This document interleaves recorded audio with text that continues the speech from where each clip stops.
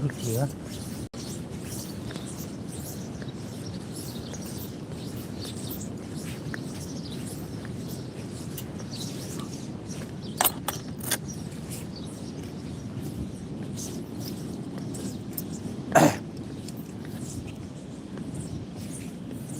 cắt lự ở từng vùng đầy thiên nhiên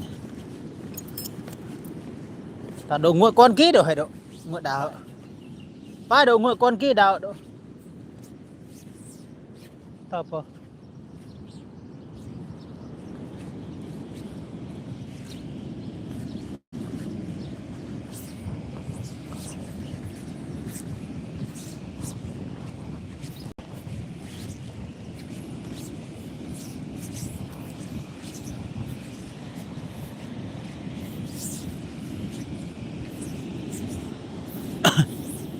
ui nhìn đào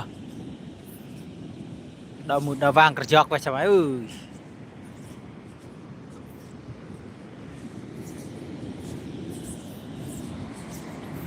chào buổi sáng cả nhà.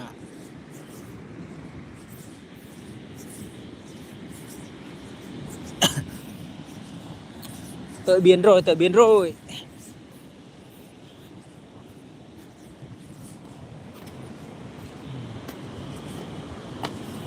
Biển lớn mênh mông bao la.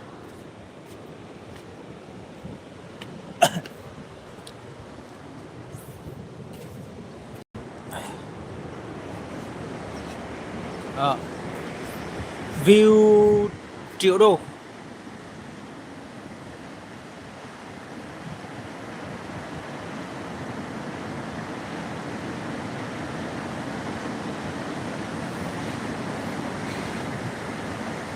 Hello buổi sáng anh em nhá.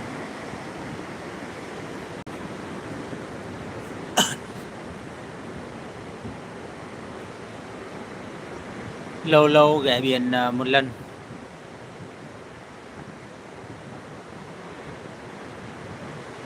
Giải tỏa những mệt mỏi.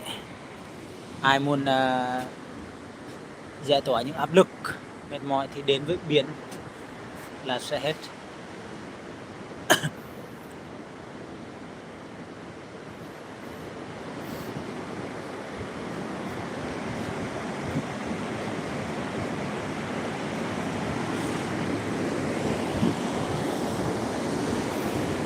Mình phát được tiếp bảo. Phát tất cả.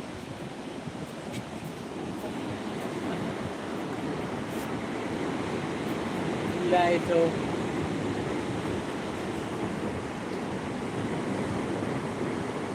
Không phát phần cái phát.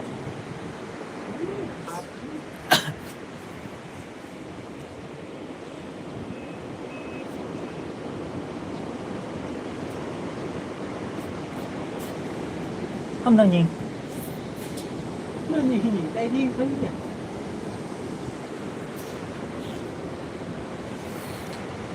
Biển đã mướt. Đã biển chả má ơi.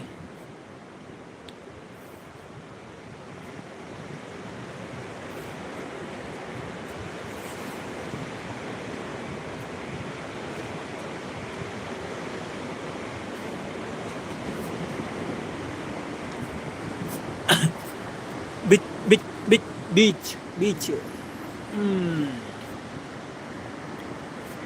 Đã mượt đã vàng.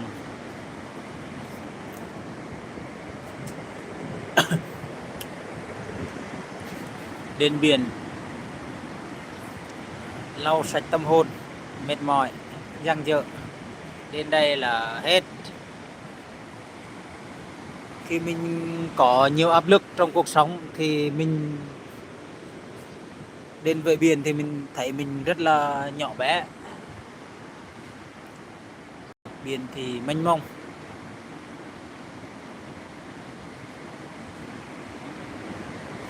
Những lo lắng, những muộn phiền đến đây đều sẽ tiêu tan hết. Không tin thì anh em đến thử. Biển cửa Việt.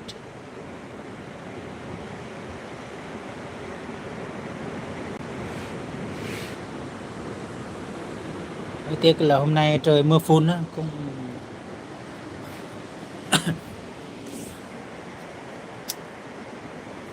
Chỗ đây view đây mà có cà phê nữa thì thôi.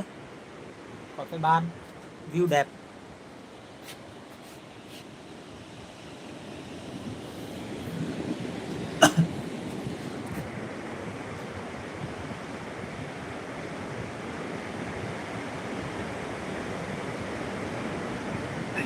Xin chào 9 người đang xem nhé.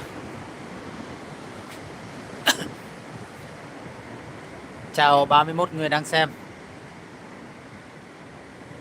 Mọi người ai ghé kênh thì cho mình xin một nút đăng ký nha mọi người nhá. Để mình làm những video miền núi, miền biển quay cho anh em xem giá trị giao lưu.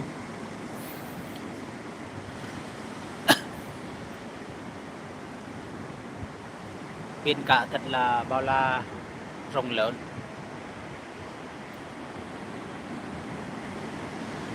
Còn người mình thì thật là nhỏ khi đứng giữa đại dương lớn.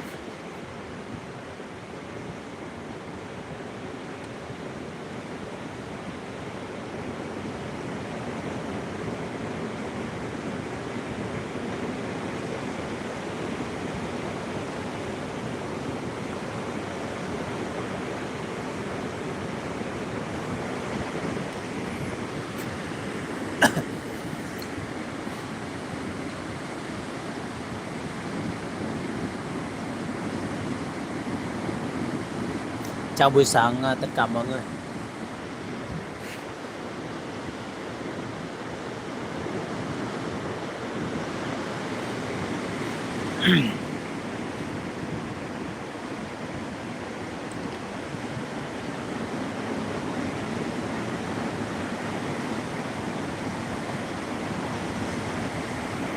Ai muốn giải tỏa áp lực thì ghé phiên live của mình nhá.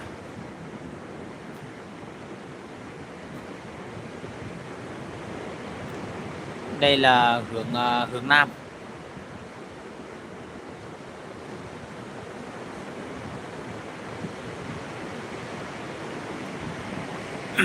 Và đây là hướng bắc. Đó.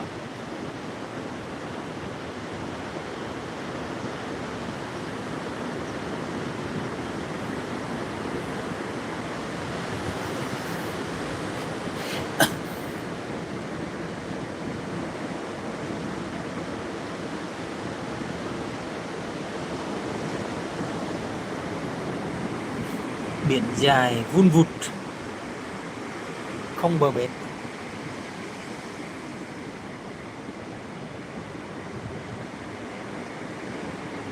Hôm nay mà nắng lên nữa thì tuyệt vời luôn.